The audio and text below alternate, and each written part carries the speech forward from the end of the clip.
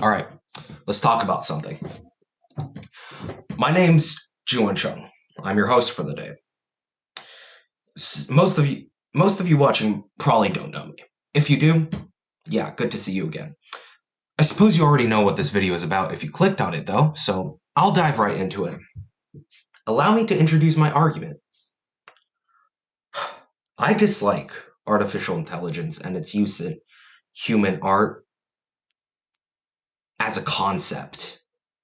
The idea that a machine takes the work, the hard effort of artists, directors, filmmakers, musicians to make a mediocre mean of these works, to make something average but consumable, genuinely disgusts me. I don't mind artificial intelligence as a tool. Don't get me wrong. Hell, I use Grammarly every day. But as a replacement for human work and human effort, I think it's reprehensible. To that end, I will describe two works of art that I do not think, and do not want to think, could ever be replicated or imagined up by artificial intelligence. And before we get into the meat of this video, I will just put a disclaimer on this. This is completely my opinion. I don't think it's wrong for people to be using artificial intelligence. I just think it's terrible as a concept. But look, if you use it, that's your choice. I'm not going to say anything about that because what right do I have? Alright, let's get started. Just background information first. Let's talk about some basic examples within these areas and then I'll go further into my arguments. Where did this argument come from, right? Why am I making this video? I was inspired by the rise of AI covers and the use of AI within the music sphere specifically, and a lot of the horrible, trashy AI films that I see. Well, I say films in quotation marks on online platforms such as X. There are some prominent examples of of AI in music recently, especially with the rise of YouTube AI covers. I'm sure you've seen at least one where some internet funny man is singing a funny song. But in popular media, in like actual popular consciousness, there are a few examples. As my main one being the use of an AI replicated Snoop Dogg and Tupac within the track Tailor Made Freestyle released by Drake during this summer's Kendrick Lamar versus Drake beef. It's a problem specifically because it shows an example of what you can do with AI, that being replicate the voice of a dead man. I don't think I need to tell you why that's morally horrible, but I will. It's because you're using a person's voice without their consent on a song that you don't know if they would have approved of. How horrible is that? And not only that, but Drake, he in question here, uses the voice of somebody who is still alive. That's insanity. And in terms of AI art, we see it a lot in X, right? A lot of artists, in quotation mark, calling themselves artists using artificially generated art. And it's a point of contention that has been brought up a lot throughout online debate, whether AI art really is as bad as people make it seem. But the thing is, most AI art and most of the generators that generate AI art tend to be trained on artwork that the artists themselves did not give permission to be used during the training of AI, which is another whole moral can of worms. In filmmaking, of course, it's slightly less of a problem than it is in these other creative fields, but as technology advances, the ability to generate images will turn into the ability to generate clean videos, not the trashy, bad, laggy videos that we see now, which will lead into the ability to create entire films strictly from AI. Even now, we see short animated films that are made entirely through AI on the internet, even if they aren't particularly of a high quality. All right. That's generally what got me invested into making this video. Let's get to the main thing I wanted to talk about, though. Let's go into the arguments. Okay.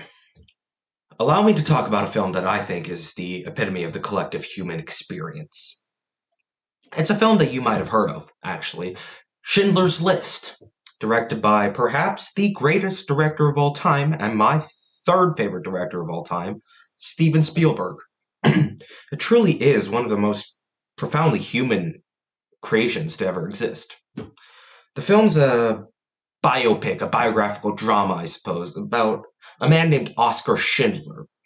He was a Nazi, well, originally a Nazi, who became a hero and saved hundreds of Jewish lives during the Nazi regime in World War II. It's devastating. The film. It's beautiful, it is brutal, and so profoundly human because it shows the reality of life.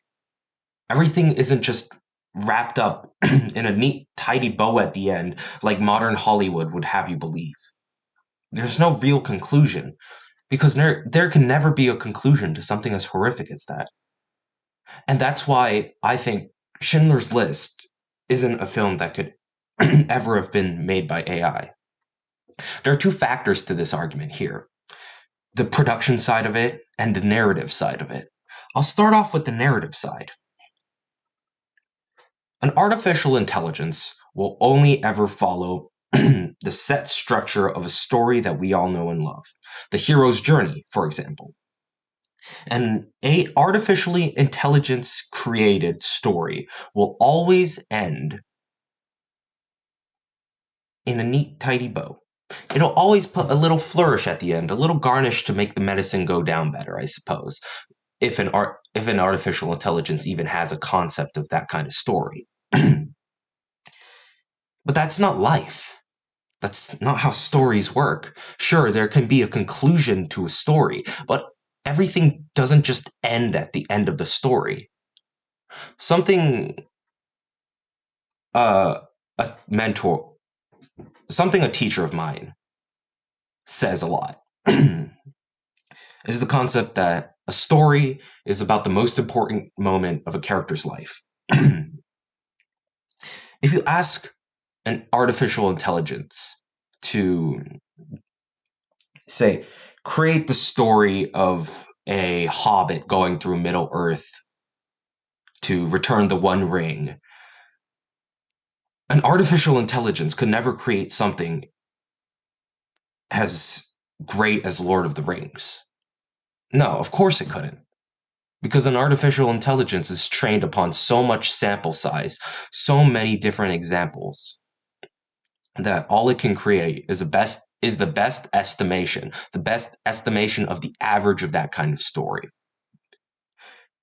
But back to the film production side, Schindler's List and almost every movie ever isn't a film that could be made with AI. Because film is a medium as a whole that relies on the interpretation of so many people throughout the process of its making.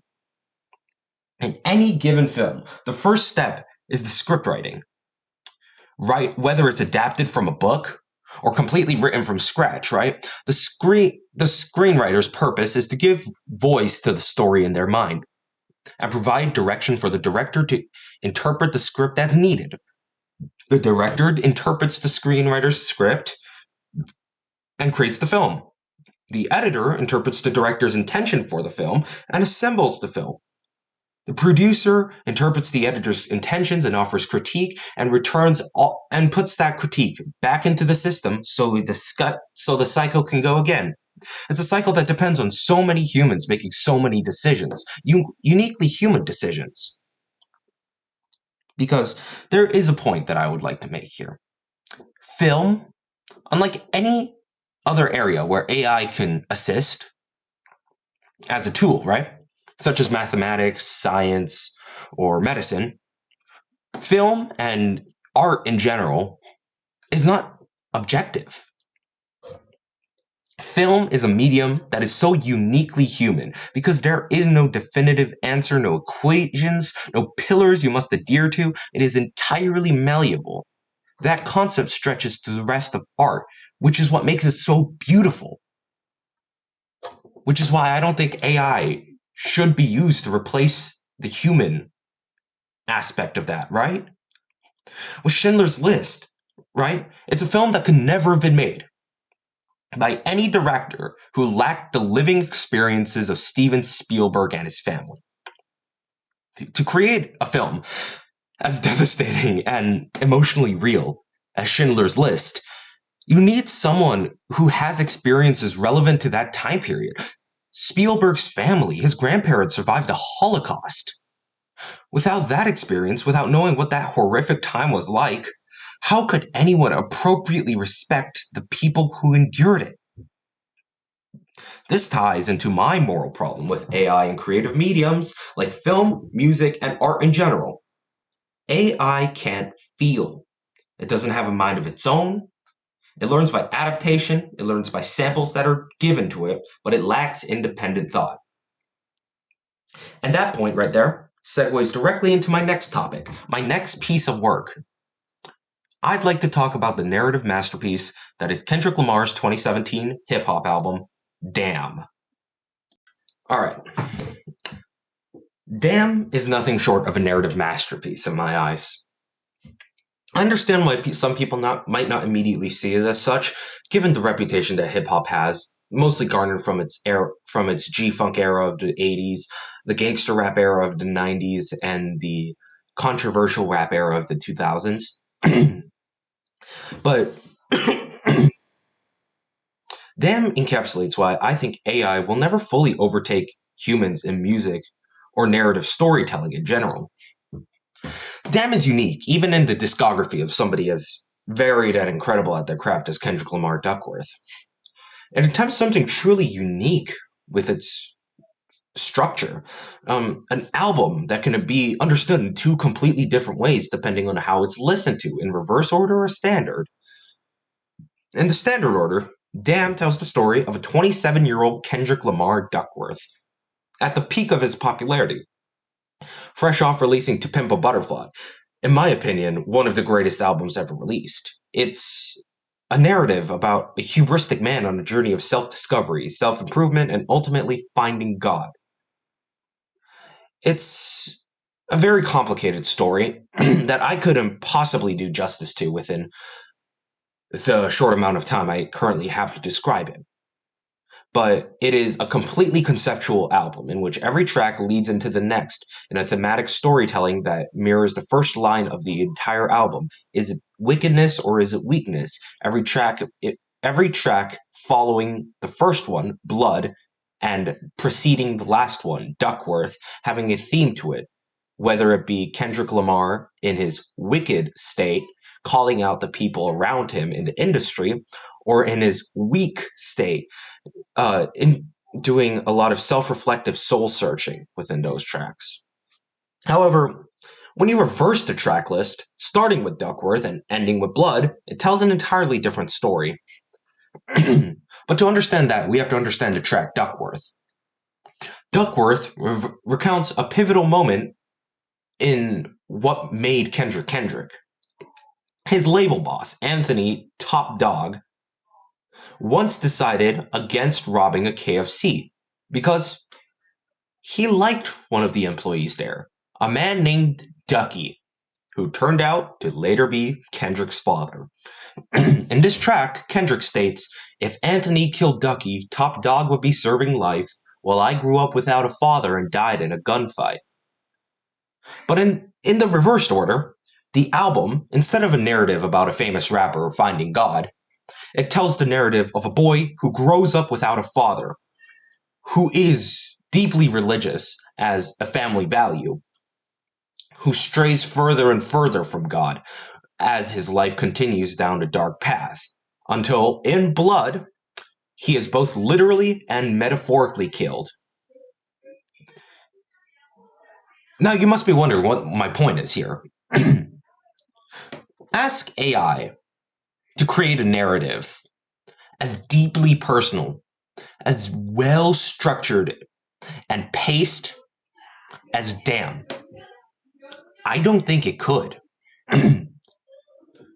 You want to know why? AI lacks lived experience. It can't weave the same emotional authenticity into its work because it hasn't lived the pain, the joy, or the growth that humans have. Artificial intelligence will always simulate the average of what it is taught. But art, true art, is not average because there's no such thing as an average person. Everybody is different. Everybody has a different experience. Art is supposed to be raw. It's supposed to be personal. It's supposed to be human. If all art were turned into the product of artificial intelligence, could we even consider it art? If all art were created by AI, that debases the collective human experience. And I think that's something that's really horrible. Solutions for this, right? Ideas for change. Let's talk about that. Right. What can people do to solve this issue? How can we change this horrible systemic problem that stems from big tech itself? In all reality, there's really not much we can do. Big tech will keep making artificial intelligence, keep developing it, because, yes, as a tool, it is revolutionary, but also because it's valuable, realistically. Because of the way our society works, where if you slap a label on something that makes it sound fancier, people will buy it for more money. Artificial intelligence is already sneaking into music and art in general. People are starting to follow online artificial intelligence artists in heavy quotation marks because a lot of artificial intelligence artists are stealing the work of actual artists, and there are a lot of people already using artificial intelligence within the film of art, whether it be music, digital art, film, all of it. And it's horrible now. Like, legitimately, it looks horrible. And it is, as a base value, horrible. But sometime in the future, it's gonna look good. Sometime in the future, it's gonna sound great. Sometimes revolution does happen, innovation does happen. And artificial intelligence is likely going to be the next innovation. And at a certain point, artificial intelligence will grow out of being just the mean, and it will become the average bar of art. And that's really depressing. And the only thing anyone can do at all, not support it. I really don't believe all artificial intelligence is bad, even though I've used the term AI or artificial intelligence as a blanket term here for the programs that are putting artists and musicians and filmmakers out of business. I don't believe it's the downfall of humanity and society as we know it. No. The only problem I will ever have with it is the way that corporations and generally just people on the internet who don't know the effect they're having will use it to try and make money, to try and replace the human aspect of art itself. Artificial intelligence is a tool, much like the cavemen finding fire. But you can't replace human experience. You simply can't. Because everybody you know is human. All the art you consume is created by humans mostly. And everybody you know deserves the opportunity to create art. The environment right now is so saturated by the barest average that AI will ever pump out. Human experience deserves to be shared without having to crawl out of the depths of AI hell. Because without human experience being shared, how will we ever know anything that happened in the past? How will we ever learn? I'll end the section off with this. And this is going to sound like a loaded question. Because In a certain sense, I suppose it is. Will you support the sharing of beautiful human art created through shared experience? Or will you let big tech completely overtake any real semblance of art we have left?